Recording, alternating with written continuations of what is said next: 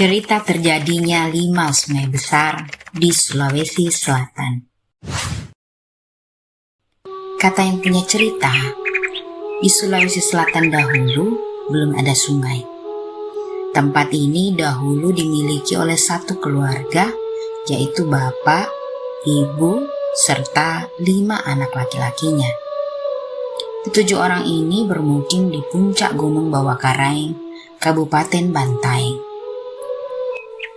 Mata pencarian mereka hanya mencari buah-buahan di hutan dan berburu binatang. Mereka belum mengetahui bercocok tanam atau bertani.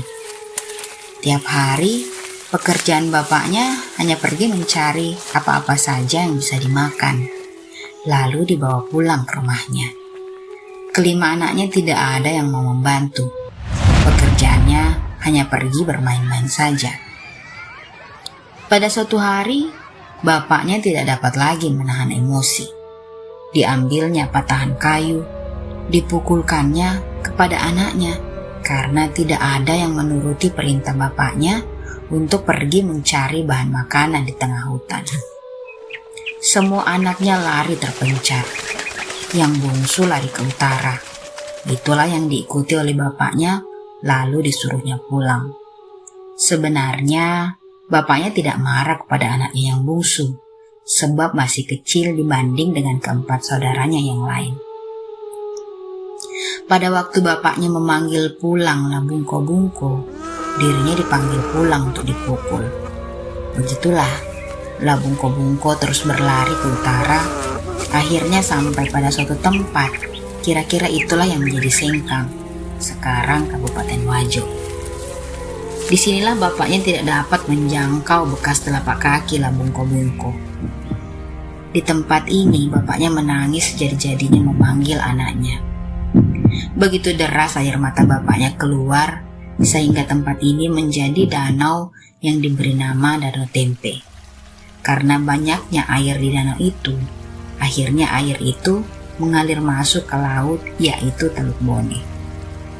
Saluran yang dilalui air danau ini, itulah yang menjadi Sungai Cenrana. Labungko-bungko masih terus berlari dan menangis. Air mata Labungko-bungko itulah menjadi sungai Mulanai yang mengalir ke Teluk Bone. Labungko-bungko dari utara berlari ke timur. Akhirnya melompat, menyelam ke Teluk Bone dan menjadi ikan lumba-lumba. Begitu juga kakak-kakaknya. Kakaknya yang lari ke barat menangis sambil berlari dan sampai di selatan Makassar. Mereka melompat dan menyelam ke Selat Makassar lalu menjadi ikan lumba-lumba.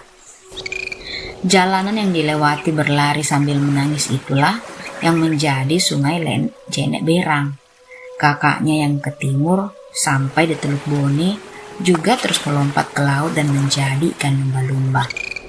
Air matanya yang bercucuran pada waktu mereka berlari itulah menjadi Sungai Tangka, perbatasan Kabupaten Sinjai dengan Kabupaten Bone. Ibunya selalu menunggu di puncak Gunung Bawakaraeng. Karena ibunya terlalu lama menunggu, akhirnya ia pergi mencari suami dan anak-anaknya. Mereka berlari sambil menangis, akhirnya sampai di Teluk Bone dan menjadi ikan lumba-lumba. Air mata yang keluar waktu menangis itulah yang menjadi Sungai Aperang, Kabupaten Sinjai. Begitulah cerita terjadinya 5 sungai besar di Sulawesi Selatan, serta terjadinya Danau Tempe di Kabupaten Wajo sekarang. Diceritakan juga asal-usul ikan lumba-lumba yang sering muncul kepalanya di permukaan air seperti orang kecapean, sebab memang lahirnya dari orang yang capek berlari.